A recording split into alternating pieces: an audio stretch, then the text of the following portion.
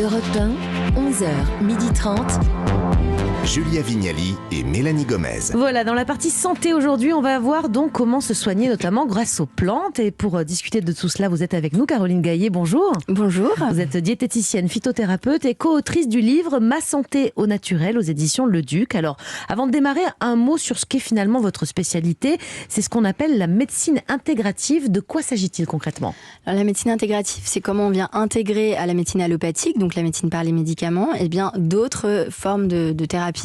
Donc pour ma part, la phytothérapie, donc le soin par les plantes, mais aussi par les huiles essentielles, par la micronutrition, les produits de la ruche, enfin tout ce champ assez large. Ça peut être aussi par l'acupuncture, par l'ostéopathie, par l'homéopathie, par la psychothérapie, bref, tous ces axes de soins en fait qui peuvent déjà améliorer la qualité de vie du patient quand il y a des maladies chroniques, qui va de toute façon devoir prendre ses médicaments tout le temps, bien pour avoir moins d'effets secondaires, mieux vivre, plutôt que d'éviter de la polymédication, donc au lieu de rajouter des médicaments sur déjà beaucoup de médications existantes, comment plutôt s'aider de ces autres thérapies pour en complément, c'est voilà, ça. C'est pour ça. Moi, en fait, j'aime pas qu'on me parle trop des médecines douces. Je préfère le terme de médecine complémentaire, parce qu'en fait, on est vraiment complémentaire à un diagnostic médical, une prise en charge médicale. Oui. Parfois, effectivement, on peut, sur la petite bobologie du quotidien, être une médecine douce et en soi tout et faire unique, avec, unique. Mais après, sur d'autres choses plus complexes, on vient en médecine intégrative. Vous n'êtes pas contre les médicaments. Ah non, surtout pas. Voilà. Non, mais c'est bien de le dire, parce que parfois, et nous non vous plus, le savez très bien, il y a une suspicion de elle est complètement il y a beaucoup de dérives dans notre secteur, voilà. Et c'est pour ça qu'avec Charlotte, qui est ma co-auteure naturopathe, on veut vraiment militer pour ce concept-là, parce qu'il y a un clivage aujourd'hui en France entre les pro-médecine douce et les pro-allopathie, et je trouve que ça, c'est désuet, il faut sortir de ça, il faut être complémentaires les uns avec les autres. Complètement. Se rallier. Caroline, vous écrivez notamment que le pilier de notre santé, c'est l'équilibre acido-basique dans notre corps. Alors, qu'est-ce que ça veut dire ? Alors, l'équilibre acido-basique, c'est un des piliers, parce qu'il y en a plusieurs, mais effectivement, c'est quelque chose qui, pour le milieu médical, n'est pas tellement pris en compte, parce que dans le sang, on a un pH sanguin qui est un peu tout le temps constant. Par contre, on a une acidité tissulaire, donc dans les tissus et pas dans le sang, qui, elle, peut s'accumuler. Ça veut dire dans nos muscles, dans la peau, Oui. Exactement. Et en fait, avoir des retentissements sur de nombreux systèmes du corps.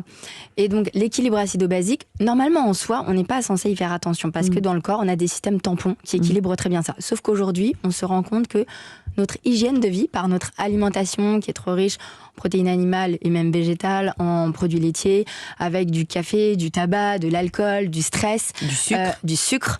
Voilà. C'est ça qui fait de la surproduction d'acide, voilà, tous ces nuisibles-là, ces toxiques-là. Exactement. Et donc à la fois on en produit et à la fois on a du mal à les éliminer. Et donc, le souci, c'est qu'on peut avoir de la chronicicisation de douleurs inflammatoires un petit peu partout. Ça peut être des douleurs rhumatismales, ça peut être des tendinites à répétition, tous les trucs en HIT à répétition. HIT, c'est le suffixe inflammatoire. Donc les cystites à répétition, les tendinites à répétition, les bronchites, les sinusites chroniques. Tous ces trucs-là peuvent être en fait liés à un déséquilibre acido-basique. Et du coup, le fait de l'équilibrer, eh bien, ça améliore ces pathologies. Non, mais moi, je veux bien. C'est ce qu'on appelle l'acidose, c'est ça. Quand il y a de la trop d'acide, c'est ça dans l'organisme. On parle d'acidose tissulaire. Je trouve ça super d'être bien équilibré globalement dans la tête et dans le corps. C'est la base. C'est la base. Mais comment on fait pour savoir qu'on est bien équilibré typiquement ? Et il faut faire une prise de sang ? Alors, comment je sais, moi, si je vais bien ? C'est pas la prise de sang que vous le verrez forcément. En général, c'est plutôt. Alors, déjà, il y a des gens qui vont parfaitement bien. Si vous êtes en bon état de santé général. Vous avez l'air acide, Julia Vignali, ou pas ? Moi, je peux pas. Non. C'est ça. A priori, tout va bien. Donc déjà, quand tout va bien, a priori, c'est que ça va. Après, chez des gens qui vont avoir justement des problématiques de douleurs chroniques, d'inflammation chronique, alors qu'ils n'ont pas l'âge pour, c'est pas des grands sportifs, ils sursollicitent pas tel organe ou tel groupe musculaire, c'est bizarre en fait. Ouais. Donc, là, il faut aller chercher éventuellement. Voilà. Et donc en fait, c'est plutôt avec du papier pH que vous achetez en pharmacie. Et donc en fait, c'est des petites bandelettes urinaires sur lesquelles on fait pipi dessus. Tout simplement. Tout bêtement. Quand vous l'achetez, il y a des petits gradients de couleurs en fait qui vous permettent de on vous demande guider. Ça à la pharmacie. Ça coûte rien du tout. En plus, c'est moins de 2 euros. D'accord, voilà, pas cher. Okay. Et en fait, vous allez faire pipi dessus un peu sur toutes vos urines la première journée pour voir un petit peu justement comment, au fur et à mesure de la journée, votre pH urinaire a tendance à varier. Et en soi, c'est normal qu'il varie. Et après, les jours suivants, vous faites surtout sur la deuxième urine du matin. Parce que physiologiquement, notre première urine du matin est toujours super acide. La deuxième doit l'être moins. Et ensuite, on voit. Et si elle demeure trop acide, effectivement, là, un rééquilibrage alimentaire peut être intéressant. Et puis retravailler sur l'alcool, sur le stress, sur le tabac. Bah oui, tout ce qu'on connaît et qui est mauvais pour la santé. Caroline Gaillet, on n'en a pas fini avec vous. On va rentrer un peu plus dans le détail de cette santé au naturel qui ne remplace pas non plus, on l'a compris, la médecine conventionnelle quand on en a besoin, bien entendu. Alors justement, quelles plantes en particulier peuvent nous aider face à certains maux de l'hiver qui sont en approche? Comment lutter aussi contre le blues hivernal qui ne va pas tarder non plus? On vous dit tout sur Europe 1. Vous avez jusqu'à 100 € de remise avec l'offre ELEC, gaz ou duo référence 2 ans d'Engie. Appelez vite le 3101, service et appel gratuit. J'agis avec Engie.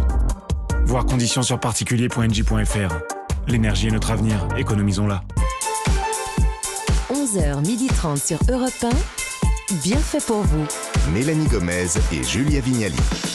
Vous êtes sur Europe 1 et c'est bien fait pour vous, votre émission Feel Good, bien-être. Et à cette heure-là, on parle toujours plus particulièrement de votre santé et de votre santé au naturel. Aujourd'hui avec vous, pour y voir plus clair et ne pas faire n'importe quoi non plus, Caroline Gaillet. Je rappelle que vous êtes diététicienne et phytothérapeute. Alors très concrètement, en consultation de naturopathie, vous dites dans votre livre que ça commence souvent par un bilan de vitalité. Qu'est-ce que ça veut dire et qu'est-ce que vous regardez pour faire ce bilan, par exemple? Oui, alors ça, c'est surtout ma co-auteure Charlotte qui serait mieux placée pour en parler, mais parce que nous, en diététique, on fait pas tellement ça. Mais bilan de vitalité, ça va être déjà tout simplement... Alors là, on est en période Covid, on serre plus les mains, mais normalement, quand on serrait les poignées de main, c'est voir un peu l'état de la main, est-ce qu'on a une poignée ferme ou pas. Ça va être aussi tout simplement, si on a les avant-bras dévêtus, de regarder le niveau de pilosité. Il y a un test pourquoi aussi... les poils Pourquoi la pilosité, c'est un signe de vitalité. Alors, je sais que nous, les femmes, on court tous derrière à les enlever, mais au demeurant, il est très poilu, notre réalisateur. Je crois qu'il est en forme, Nicolas Baudin. Il me montre ses poils, d'ailleurs, à travers la vitre. Après, il y a un test aussi assez rigolo à faire, mais c'est de venir plisser l'oreille, en fait. L'oreille, c'est du cartilage, principalement. Et en fait, plus l'oreille est molle, plus donc on peut la plisser. On prend le haut supérieur, enfin, le bord supérieur de l'oreille et le bord inférieur, voilà. et on la plie en deux. D'accord. Ouais. En fait, quand on, alors en visuel, on peut pas trop se rendre compte, mais c'est surtout au toucher. Plus cartilage, en fait, il est mou, et plus ça signe que effectivement, au niveau de notre minéralisation, on n'est pas forcément au top. Oh, mais je pensais que c'était bien parce que c'était tout mou. Moi, qui me suis fait recoller les oreilles quand j'étais petite, je pense que ça marche pas parce qu'elles sont très collées, je peux pas les plier, donc ça va pas. Bref, c'est tout un ensemble de signes. Ça peut même aller sur le timbre de la voix. Bon, là, moi, j'ai une petite voix cassée, mais sur même le regard, le blanc d'œil, tout un aspect. Donc c'est comme ça. C'est un bilan complet de vitalité où vous regardez pas mal de paramètres. Alors si effectivement mes batteries sont à plat, qu'est-ce que je dois faire en priorité? C'est quoi les mesures à prendre d'urgence si l'oreille, le fond de l'œil est pas bon, il y a trop de poils ou pas assez de poils? Je crois que ça passe notamment par notre façon de mastiquer qu'il faut changer. Oui, alors déjà la base de base c'est l'alimentation. J'insiste dessus parce que souvent dans la naturopathie, la phyto, etc. les gens sont d'office, ils calent un peu sur ce qu'ils ont appris en allopathie. Ça va pas, je prends un médicament. Donc là, ça va pas, je prends un complément alimentaire. Non, la base de base, c'est revoir l'hygiène de vie. D'accord. Donc le sommeil, l'alimentation, c'est déjà deux gros piliers. Avant de mettre des pilules dans notre bouche, déjà regardons ce qu'on met en aliment dans notre bouche. Oui, déjà ça coûte moins cher et c'est beaucoup plus durable à long terme et ça vous responsabilise et ça vous autonomise dans votre bien-être et ça c'est très important plutôt que d'être dépendant d'une pilule quelconque. Donc après, parfois, il faut des compléments alimentaires et c'est ok. Mais effectivement, dans la façon de s'alimenter, outre le choix déjà qualitatif des aliments qu'on va manger, il y a la façon dont on va les manger, effectivement la mastication dont vous parlez. Beaucoup de gens négligent cette première étape qui se fait en bouche. Alors parfois parce qu'on a aussi des problèmes dentaires, je pense à des seniors, des gens qui ont eu des accidents de la route, qui ont des dents avec une occlusion qui se fait pas bien. Mais en fait, dans la bouche, nos dents servent aussi à déchiqueter les aliments pour les insaliver. La salive contient déjà des enzymes digestifs qui vont permettre une pré-digestion de ce bol alimentaire pour défatiguer derrière le boulot de l'estomac. Quand vous envoyez des gros morceaux d'aliments dans l'estomac et en plus peu insalivé, lui, le pauvre, il va se galérer à sécréter énormément d'acide chlorhydrique. Et c'est pour ça qu'on va être ballonné, pas bien, on va moins bien digérer, quoi, en fait. Exactement, on a des digestions, plus elles vont être lentes et plus elles vont plomber notre niveau de vitalité et donc les coups de barre post-prandiaux, donc juste après le repas. Et voilà. Ça peut aussi être d'éviter de finir le repas par un petit café, qui est une habitude. C'est pas bien, ça. Beaucoup de Français ont cette habitude-là. C'est pour une raison toute simple. Dans le corps, on a deux systèmes nerveux qui s'opposent. Un système sympathique, qui a l'air sympathique comme ça, qui est un système plutôt de tonus, d'activité, et un système parasympathique qui est plutôt un système de calme, de détente. Et en fait, on ne peut que bien digérer en état parasympathique. C'est pour ça que nous, les diètes, et même les naturaux, on bassine tout le temps les gens à dire qu'il faut manger assis, dans le calme, prendre le temps de mastiquer, se couper des autres distractions, du téléphone, la télé, etc., pour ne faire que manger, parce que quand je suis au calme, j'active mon système parasympathique et donc j'ai toute une activité enzymatique qui se passe mieux. Alors que si je suis... Et le café, en fait, c'est un neurotonique, c'est un excitant. Donc si à la fin de mon repas, où je suis en plein dans ma digestion, je me bois mon petit café, en fait, le café réactive mon système sympathique, mon système de réveil, d'attaque. Voilà. Et donc, du coup, cette hypervigilance produite par le café, retarde ma vidange gastrique. Ça veut dire que le café, on le prend combien de temps après le repas du midi, par exemple ? C'est soit 2 bonnes heures après, c'est plutôt vers 14-15 heures. Ah oui. Et sinon, en fait, c'est en fin de matinée. C'est vers 11h, 11h30. Avant de manger. Voilà, c'est avant de manger. Si vous mangez à 12h30, un petit café à 11h30, il n'y a pas de souci. On fera le café en entrée alors dorénavant. Les modes de cuisson qu'on utilise aussi au quotidien, donc ont leur importance. Je crois, vous misez beaucoup sur la cuisson vapeur. Pour quelles raisons et quel est le rapport avec la vitalité ? Cela dit, moi j'utilise un vitaliseur justement. Ah, c'est le Je sais mieux. que c'est très bien. Vitaliseur de Marion. Oui.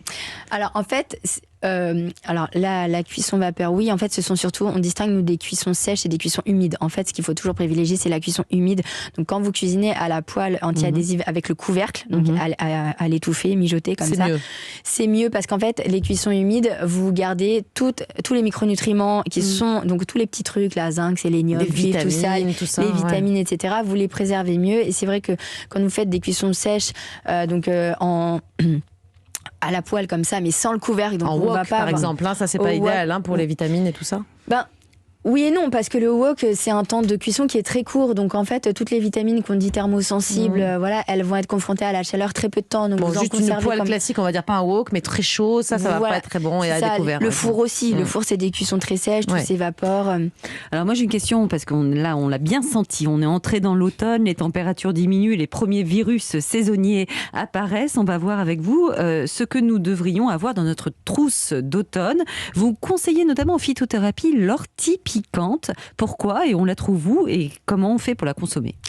Alors l'ortie, en fait, c'est une plante reminéralisante. C'est une plante qui apporte aussi du fer et c'est une plante qui apporte énormément de minéraux, d'oligo-éléments et surtout du silicium. Et la silice, c'est un peu comme un ciment dans notre corps. C'est un élément fixateur en fait et qui va permettre justement de garder ces minéraux. Et avec le stress qui nous carbure énormément de minéraux, l'ortie vient faire cette recharge minérale. En plus, elle apporte du fer, donc elle apporte du tonus sans exciter le corps. Elle va être très complémentaire de la vitamine D, avec justement l'arrivée de l'automne, la baisse de la luminosité. Il y a ce petit blues hivernal. La vitamine D, c'est la vitamine qu'on a normalement par le soleil. Donc normalement, on recharge nos batteries l'été. Encore que quand on se tartine d'écran solaire, ce qui est important pour prévenir le mélanome, en fait, on capte nettement moins de vitamine D. Donc c'est pour ça que parfois on se complémente en vitamine D. Oui, la vitamine D, elle est obligatoire en supplémentation. Franchement, pour tous les Français, la plupart sont carencés. Bien sûr. Et l'ortie, ça va nous aider à passer l'automne. Donc ortie et vitamine D, c'est un peu un binôme incontournable de cette période automne-hiver. Et vous conseillez de les prendre ensemble ou séparément ? Ensemble. En fait, la vitamine D, c'est tous les mois en R de l'année, donc c'est de septembre à avril. Mai, juin, juillet, août, on pourrait s'en passer. Après, passer la ménopause, on conseille de le faire toute l'année parce que ça aide aussi sur l'ostéoporose, etc. L'ortie, ça peut être juste sur la saison automne et hiver. Bon, c'est très intéressant. Malheureusement, on n'a plus beaucoup de temps. On va passer quand même à ce fameux blues hivernal qui va pas tarder à arriver quand on va changer d'heure, justement. C'est quasiment de chaque année, octobre, novembre, ce petit coup de mou même au moral. Là, qu'est-ce que vous conseillez ? Qu'est-ce qu'on peut manger ou boire pour éviter qu'il arrive même ce blues hivernal ? Donc déjà, la vitamine D. Alors, dans les aliments, il n'y a pas beaucoup de sources de vitamine D, si ce n'est les petites boîtes de foie de morue, les petites conserves de foie de morue, ça sur du pain grillé. On me donnait ça, c'était horrible. Moi. Non, c'est super. L'huile de foie de morue est horrible. Mais le foie de morue, les conserves de foie de morue là au rayon des boîtes de sardines, ça c'est très bon. Oui, sur moi, c'était du pain grillé. À la cuillère avant d'aller à l'école, c'était horrible. Je sais. Avec des petites remontées toute la matinée, c'était affreux, franchement. Tout le monde a été traumatisé avec ça, mais pourtant ça reste quelque chose de très bien. Vous avez aussi les agrumes, on va rentrer dans la saison des clémentines, des kiwis, etc. Donc il faut y aller à fond. Ouais, ça, tout ce qui est fruits et légumes frais et de saison, les saisons sont pas là pour rien. Donc si on peut le plus possible les respecter et de qualité, bio si on peut et français, c'est mieux. C'est quand même mieux quand on peut. Attendez, moi je voudrais vous parler vite du changement d'heure. Là, ça va arriver à la fin du mois. Qu'est-ce que vous pouvez nous prescrire du côté de la phyto et notamment à des patients insomniaques ? Alors, s'ils sont stressés, insomniaques et qu'ils sont du coup un peu en perte de vitalité, une plante qui est géniale, c'est l'ashwagandha. Ah, c'est un petit nom. Ashwagandha. Ça Ouais, vient d'où, ça ashwagandha, on l'appelle le ginseng indien. Donc, c'est une plante issue de l'Ayurveda, la médecine traditionnelle indienne. Moi, je connaissais la valériane qui a fait ses preuves. Alors, en et fait, tout ça, Et moi, le mais- griffonia. Oui, alors valériane, griffonia sont des plantes qui sont très bien effectivement pour dormir. Griffonia en plus a un rôle sur l'humeur qui est bénéfique. Mais l'ashwagandha, là où elle est supérieure, c'est que c'est une plante adaptogène, donc qui va aider le corps à s'adapter aux différents stress, y compris ce stress du changement d'heure, Génial. à s'adapter au stress de la vie tout court. On trouve ça en pharmacie aussi. Ouais, pareil, pharmacie, ouais. boutique bio, herboristerie. Et l'ashwagandha, en fait, c'est la seule plante qui régule le rythme jour-nuit. Donc, quand vous la prenez le matin, elle vous donne la pêche et du tonus. Et quand vous la prenez le soir, elle vous aide à dormir. Ce qui n'est pas le cas du griffonia ou de la valériane qu'on prend plutôt en fin de journée parce que ça ne fait qu'aider à dormir. Ça ne Mais donne c'est pas du génial. tonus. Donc, Bon. l'ashwagandha est J'ai sur tout tout noté. et en plus sur l'immunité. Gonda, parfait. Merci beaucoup Caroline Gaillet. Je pense qu'on devra vous réinviter Ah oui. dans cette période d'hiver, d'automne, là, parce qu'on a Avec encore plaisir. plein de choses à dire. Merci de nous avoir accompagnés ce matin. Je rappelle votre livre dans lequel il y a plein d'infos complémentaires. Ma santé au naturel aux éditions Le Duc. Merci encore.